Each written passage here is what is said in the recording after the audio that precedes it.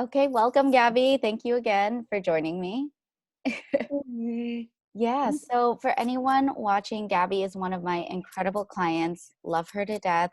We have worked together for a while now, and this is her testimonial recording of what her experience was like.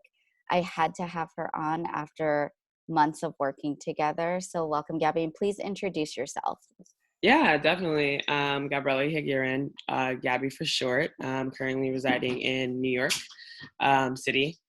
Also within the ad tech industry, but looking to move, coming from account management, but looking to move more so into product marketing. And I found Nadia through actually one of my networks on a Facebook group uh, geared towards women of color within tech. And she was recommended to me by another member within the group. And after that, I looked her up. I saw exactly the work that you do with women of color, specifically in tech, and your background as well. And I related so much. You made me feel so comfortable. And I decided, like, this is worth it. And this, especially at the time in which I found you. So thank Thank you. you. Yeah, I love it. So you came through my website, we hit it off right away. And I'd like for folks to get an understanding of your journey into coaching and working together and the results. But I'd like to start with what is it that made you seek out coaching in the first place? Yeah, that's a great question. Whoo, I had needed, I didn't, this question for me is twofold. So one, I was at a really bad place. I was working at an ad tech company within New York. Um, I was doing account manager work as an account coordinator. I was being overworked. I was being underpaid. I was being undervalued. My self-esteem at the time was really, really low. Um, and I was lacking confidence and I was tired of it. I was extremely, extremely tired of feeling that way day in and day out. Um, so I made the choice to seek out help. Um, I knew I wanted not just a career coach, but somebody that knows what I'm feeling within being in this industry, specifically as a Black woman, and that their advice wasn't just very cookie cutter, and that it was tailored to me for me, based on their experience. Um, and I had been looking for a career coach for months actually. Didn't know that. Yeah, I was looking for months. I was looking for the right fit, Oh, and I knew wow. I had to. I would know when I felt it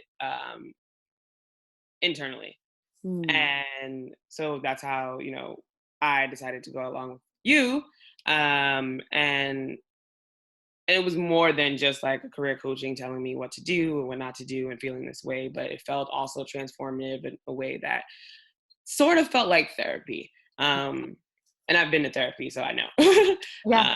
And it was very much twofold. So, yeah. Yeah. So what was that transformation, as you said? Um, the transformation into coaching, or I just, you were saying through our work together, you went uh, through transformation and everything. And um, yeah, that whole thing of it's not just standard career coaching. I'm not just telling you what to do. In yep, fact, it's quite the opposite, right? yep. It What's was actually the, quite the opposite. so I guess, it's big to say the word transformation. That's a pretty big word. So what do you think that was? Yeah, it was hard work. And when I say hard work, I think you really pushed me emotionally to get to the core of where this is coming from before even trying to answer the question of how do we increase your salary to something that you actually deserve. Um, Mm. it was building, essentially building that confidence back up, building that self-worth back up, building uh, that knowledge base of you already know who you are, you have the tools, you know who you come from, um, the village around you, the circle around you, um, reiterating a lot of points within that, and also asking very, very deep questions. We got really, really deep. I remember one career coach, I was crying based off some of the questions that you were asking me. And when I really, really thought about it, realizing that, wow, I not only was I being externally undervalued, but I was then doing it to myself as well to kind of lessen that blowback. Right. And that's where I think a lot of the transformation and a lot of that work came through, especially for me. Um, because now in the place that I am, I'm able to, and this is so simple, but I'm able to say no when I have an opportunity in my face, and they are Right. whether they're using their name to kind of sell it to me, even though they would be underpaying me. I'm able to walk away and know that I have value, and another opportunity will come that's better. Right. So I'm going to pause right there and kind of reiterate the work, or give a little bit more detail and vision to the work that we did here. So you did both my 6-month program, Yep. and you also did my 6-week Badass Women of Color Negotiators program. Yep. Right. So in that, you have a beautiful mix of one-on-one work and also the power of what group work can give you, that's guided by me in the group coaching. But when Gabby says, for anyone listening, that she's able to walk away from an opportunity, I want you to be specific. When Yeah. somebody lowballed you Yep. before, what would you have done? Oh, I was lowballed before, and I took it because it was presented to me as, this is a great opportunity for you. You can work your way up. You can prove yourself. Mm-hmm. And Even what ended up happening? and what ended up happening was basically I was stuck in that position as an account coordinator for 2 years, then eventually doing account manager work, the one level above me, but still getting paid as an account coordinator and being told that you're still proving yourself. Right. You're still proving yourself. And especially within an environment, I was one of 2 Black people within at least the New York office. I think there was like 2 on the other office in LA. And not knowing who to turn to. Yeah. For advice and whether this is standard. Yeah. And where are you now with being able to claim your worth? If somebody lowballs, what have you done? What will you continue to do? And we've had this conversation. And I remember at times I was thinking like, I should probably take it, right? And remembering the work we did. And being able to, before even saying no, honestly, being able to ask a lot of questions. Yeah. Tell us about that. Yep. Through and I think especially through the group work with the Badass Women of Color, the negotiating one, and hearing other stories from other women and what they go through, and seeing that it's so similar with me, and I'm like knowing that I'm not the only one. But more specifically, being able to ask questions such as, "Hey, do you have any flexibility on that rate that you're proposing to me?" Being able to back it up with actual data that we compiled about my value, attaching numbers to that value, saying sentences such as, "Hey, and at this company, I was able to increase revenue by 75% quarter over quarter for this specific client. I was able to do X, Y, and Z. Here's my track record." And taking emotion out of it and being more so business minded within that. Right. And knowing that the conversation is not, it's not just a one, first of all, it's not a conversation where it has to be hostile. It's not a hostile Right. conversation. Everybody thinks negotiations is like life or death. Yep. And I did too. That's why I Right. used to shut up. I used to just say, okay, to just avoid it. And having, again, doing the work of having practice conversations, writing the script if I needed to look back at it, instead of folding and just saying yes. So a lot of work within that, and now being able to feel much more comfortable asking in the forefront before the in the interviewing process, right? So yep. Before, if I may share, Gabby would tell me, so she's still interviewing for her perfect role right now. Yep. And you did some other courageous stuff we can talk about. to just create more space to be able to focus on interviewing, which is not easy. Yeah. And you're Yeah. still thriving, right? But what I'm hearing from you all the time is, I used to wait till the very end of interviewing for the rate and the salary and the comp package. And now you're able to cut to the chase courageously, which is not easy for folks. Woo. A woman of color, even non-women of color, but women of color, the majority I work with are so scared to ask about money up front. They're just like, let me just get my foot through the interviewing door and let's talk about it at the end, only to be disappointed. Yep. So how are you now getting to the front end of the interviewing process, getting to what compensation and salary looks like, and how is that impacting your interviewing process? Woo. Yeah, and I was definitely one of those people where I felt, and I was also told advice like, don't ask about money in the beginning. Let them bring it up. Yeah. Let them, don't ask. Um, Terrible advice, by the way. Really bad. Who gave you that? Really bad advice. Yeah. But I think that's changed because now if the what is it called? The recruiter doesn't ask upfront. I now ask like, hey, this was a great conversation. Just want to make sure that we're on the same page, and that, I'm not wasting your time. So just want to hear like the salary range for the specific position that you have allocated for it. It's as simple as that. Yeah. What's the? And how is that working out for you? And it's great because now I'm able to decline certain opportunities because I know upfront what I'm getting and I'm not wasting any time. And I'm now pouring a lot of that time into opportunities that make sense for me, and pour a lot of that energy into the interviewing process. Right. And it's so helpful. It's extremely helpful. And we both know, and I'm not surprised at the end when I get an offer. So. Yeah.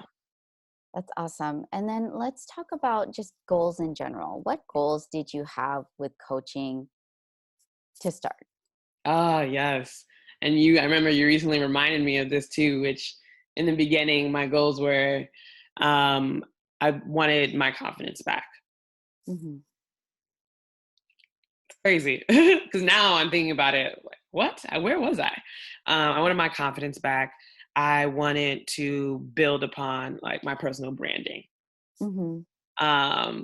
And the last one, which was finding opportunity, switching from account management into product, and with a 6-figure salary. Mm-hmm. And where that is right now is, I'm also realizing people just don't give you 6-figure salaries. And I think a lot of that work through the negotiation, which I didn't even realize were tied into that. I thought it was more so of, I'm not good enough. But no, you just negotiate. Ask for it. Ask for what you want. Exactly. They don't just hand you 6 figures.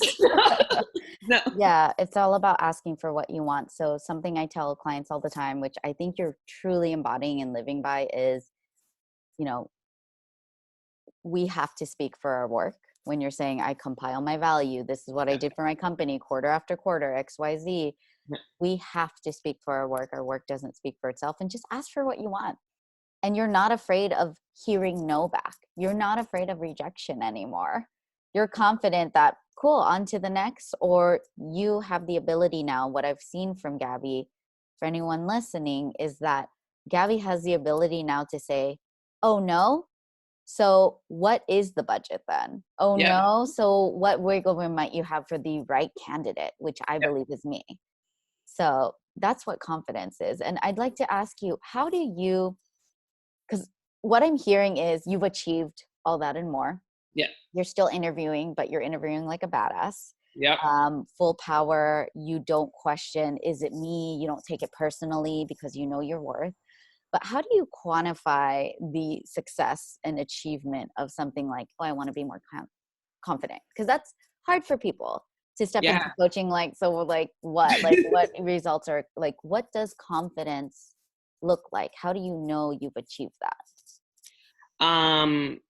Honestly, for me, how I knew I achieved that was more so the power dynamics in the room. So again, I'm going to bring up talking to different companies. talking to whether it's VPs or SVPs or directors or recruiters or whatever, recognizing that, based off their title, what I used to do is cower and say, like, this person knows way more information than me, or this person knows so much more than me, or this person obviously is much better than me because they're at this specific title, Right. and would acquiesce into whatever they're saying, or, would give in to whatever they're saying. Now, with those power dynamics, I make it level. I more so think, okay, you're at this certain position. I could be there too. That's fine. But Mm. what I'm saying is valuable. Right. What I'm bringing to the table is valuable.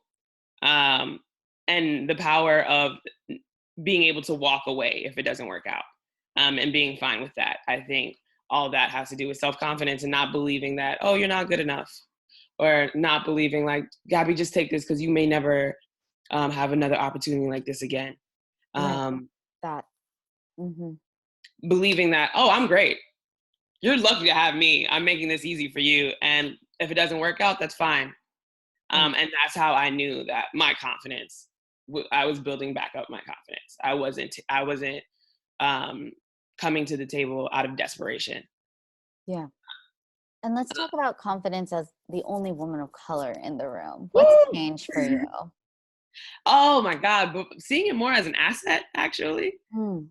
Um, and I remember talking to you about this in the beginning, where I stated, like, people didn't really know me because I was very closed. I didn't really um, say what I was feeling because I knew whatever it was going to be extremely different because of my viewpoint. And then, through the coaching, using that as an asset, like, great, that you're extremely different and your viewpoint is different, because that's what's needed. Yeah. Um, and showing up, especially as a woman of color, knowing even the conversations that we have about, like, heritage or family, the village of, what our people, like, went through, how they went through What it. your ancestors have been through to get you here. Yeah. And I don't know, for me, that's really, really, really powerful, because then it reminds me that I'm not here alone. Like, Mm. I don't show up alone. Yeah. Um, and that I have this village behind me. They might not physically be in the room with me, but they're there. And, don't let them down. What they went through was immense, and girl, so you can do it too. So Yeah. using that as an extreme asset. Yeah. Yeah.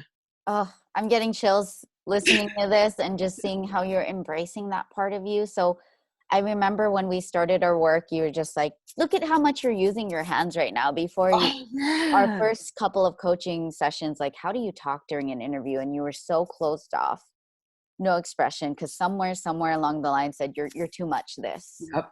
And you toned it down, dialed it back. And I do believe that's what impacted your workplace. Like, how different would it have been if you claimed your power even in that work environment that wasn't good for you, right? Oh, It's just, yeah. how much are we told as women of color to change things? Even our very last session, you were asking about your hair. Like, should I Yeah. wear a wig now because I just did this and it's gorgeous? First thing I said was, it's gorgeous, but you're just saying, is it impacting my interviewing? And the question I always have for you is, well, what do you want it to be? Right? Like, let's not talk about that, because what is here right now? What are you bringing to the table? Like, here or not.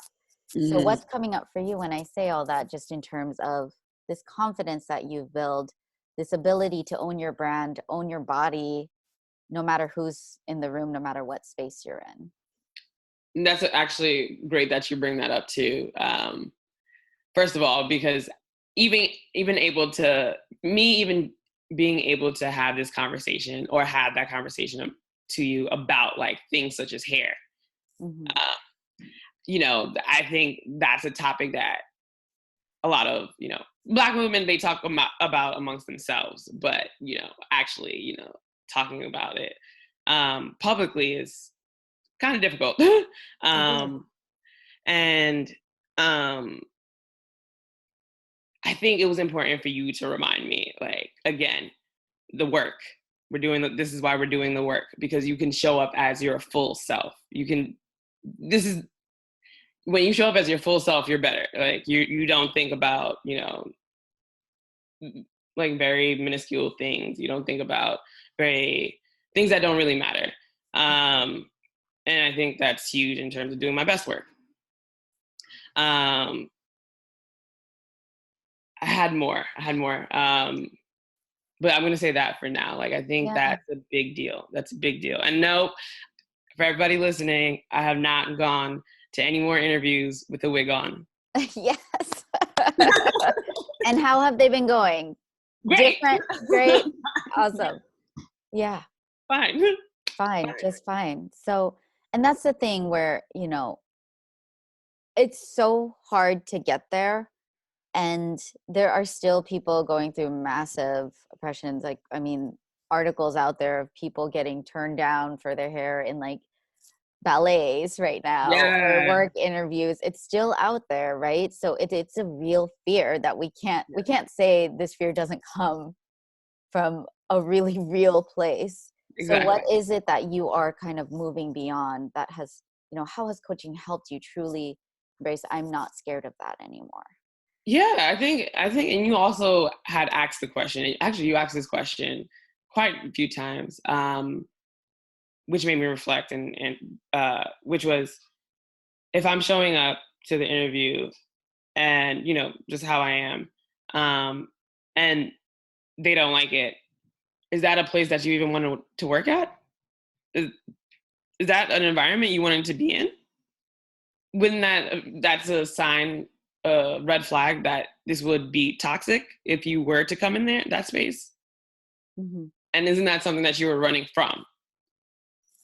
Right. Right.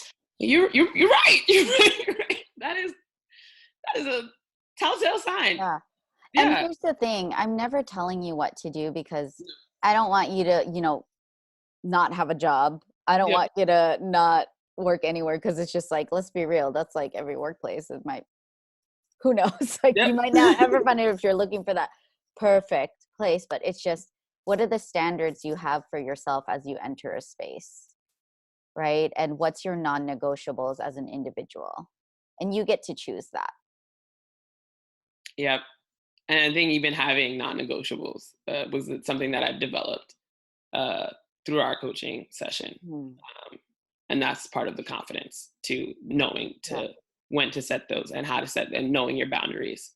Yeah. Um, And here's the thing, it's that negotiations, interviewing, that's the first step. And then this transfers into who you show up as a leader, who you show up as a team member afterwards. So we need this to be sustainable. So I'd like to kind of get into, I mean, we've said a lot about the impact of working with a woman of color, but, mhm. is there anything else that you want to speak about just in terms of working with someone who specializes in coaching with women of color, particularly in tech, and how that impacted your coaching experience? Yeah. For me, it's important. I think, first of all, finding somebody,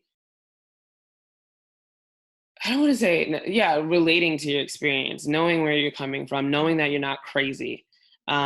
Especially when you go into the office and you're seeing things and nobody's complaining about it, but it's off, Yeah. but thinking you're crazy. I think that was important for me to have in a coach, specifically a career coach, that knew exactly what I was talking about, that can call it out. Because I didn't have a name for it. I didn't, like, some things where I remember coming to you, I'm going to bring it back again to the hair thing, when, and, my past workplace, um, people came up to me and, touching my hair. Like, is this yours? And like, people are around, this is in the middle of the office. Is this not crazy to anybody? Because right now I want to go, get out of character, but I cannot. Yeah. Being asked, oh my God, being noticed I was being treated extremely differently when there were gatherings in the office and I wasn't being invited or being included, and finding out through somebody else. Um, I was thinking, am I taking this personally? Is it me? Um, so I think it was important for me to be able to talk to my career coach about little things like that, like those microaggressions, Right.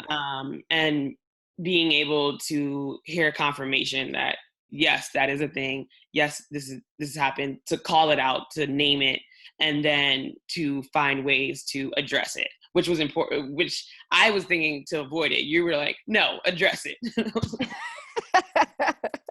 I can do that. Yeah. Well, that was the thing. That's what she kept saying. Because again, we want you to do things within your power, within your comfort level, but a little bit outside of your comfort level. But we never want you to be unsafe. But there Hmm. were just simple things where it was just like, well, why don't you ask something like, oh, what does that mean? Or what makes you think it's okay to touch my hair? Or could you not do that again? And you literally were like, can I do that? Right? Or, put your hands out there. What would it be like if you just interviewed with all your expressions and you just kept saying, I can do that? And so it's just, there are so many small things we can do, micro things we can do to really protect ourselves, to really set boundaries, to really kind of even rise above it Hmm. exponentially. Hmm. That you have made those tweaks, and that is a testament to you being willing to do the work, being willing to invest the time, energy, emotion, mindset, everything, because it's a lot of work to be able to push yourself, to be able to show up without the wig, to be able to speak up and just ask, what made you do that to me? Yep. Yep. Yeah. Yep. Yeah. Um, a lot of uh, yeah, a lot emotionally, mentally, and definitely, of course, like being able to be committed to the work. Yeah. Yeah. Being able to, you were so committed, and I'm so Yes. honored to have witnessed that with Yes. you. So let's talk about last couple questions. What's the most important thing you'd say people should know about coaching with me and coaching in general? Um, yeah, definitely. Okay, so I think the most important thing, and a theme that kept coming up is that you will be pushed, just a little bit with each session, Oh, and a lot. yeah, you will We keep be. saying a little bit like it's not a lot, like a little bit. Some moments I think you do a great job of making people look within. Because when I first came on, I was thinking more so about the external work, about, hey, how can I make this stop happening? Hey, how can I get this? But I think a lot of the work was internal first, Mm, um, and then going externally, because that I'm now able to answer those questions because I'm good internally. Um, and and then also, my favorite thing about working with you was the celebrations in the beginning. ah, It was great. The wins, you called it wins, and yeah, then we would do the cheer yeah. um, Oh, outwardly every session. And then some days I would say, I didn't, nothing happened to me. I didn't do anything great.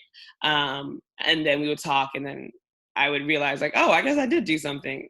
yeah. And then literally celebrating myself every 2 weeks, or with whether that was the one-on-one coaching or the group coaching. And I Right. think that's very, very powerful. And that's huge. It is. It is. I have some folks who were also one-on-one clients in the group. They love the celebrations. I have some people who continue from the group to one-on-one, and they're so stoked they get to still do the celebrations one-on-one. Yep. I understand. And that's the thing. It's so important. As a woman of color, we don't celebrate ourselves enough. And I Yep. find that with every single client. Definitely found it with you. And I'm so glad you're embracing that. So is that something you're going to continue? Oh, that's definitely something I'm going to Okay. continue. So, Gotta keep celebrating yourself, girl. You are yes, so worthy of that. yes. So is there anything else, final question, that you would like to add about the overall experience? This is a testimonial interview. So anything else that you want to share that you really want other folks to know who might be looking at this or considering working with me? Um, I think I first of all, I think every woman of color especially should have a career coach Mm. um, to navigate these waters. Uh, by just guessing and checking, I don't think is the most effective way, but to have somebody in your corner, letting this is the best decision, or asking questions about what's actually going on in your environment, letting you know that this is not normal. Um, because a lot of situations will happen to you just based off you being a woman of color within the workplace. Um, and I think everyone needs a career coach. And I think specifically with you, um, having it was so nuanced. It wasn't just cookie cutter. You showed up every day, committed, and it felt like you had no other clients. Like I was your only client, Mm. and just remembering the information, even little things that I've told you the week before, being there throughout the week, um, through text, through email, through whether I needed a lifeline call. Yeah. Um, it was so important. I think everyone should invest in within career coaching, and think specifically with you, because just it's internal work, it's external work, very focused on who you are as a person, um, and then getting to whatever goals you set in the beginning. And I think you're very, very committed to that. I think you make yourself extremely available whenever needed. You ask great questions. You also give great advice. So I'm also doing it again next year. So uh, I'm not just Yeah. talking to talk, but Yeah. yeah, that's my last takeaway. Yeah. Thank you so much, Gabby. I really appreciate this. I know that your experience in sharing this, there are some things that aren't easy, like you said, aren't easy to share to the public. So I really appreciate you being courageous, vulnerable as always. And I have loved working with you. I love you. And thank you so much for this. Thank you. Thank Okay. you. Yeah.